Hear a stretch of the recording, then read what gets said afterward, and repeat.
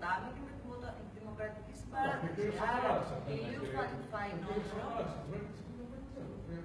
Ναι, μιλάμε για αυτή τη στιγμή τι θα κάνει ο κύριος Μητσοτάκης. Και το θέμα μας, να σας πω κάτι, προκειμένου να έχουμε κυβερνησία, εννοείται.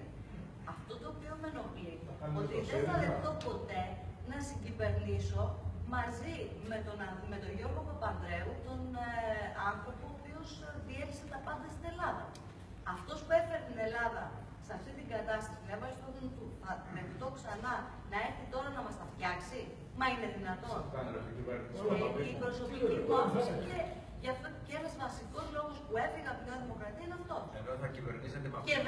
Και βέβαια, ο επόμενος πρόεδρος της Δημοκρατίας κατά πάσα πιθανότητα θα είναι ο κύριος Σιμίτης. Όχι, έτσι. Σημειώστε το. Υπάρχει μια εξέλιξη η οποία είναι πάρα πολύ σημαντική. Γι' αυτό και δεν πιστεύω με τον εαυτό μου. Είναι μια πάρα πολύ σημαντική, αλλά πάρα πολύ σημαντική εξέλιξη. Πριν από λίγο, ο κύριος Ομπάμα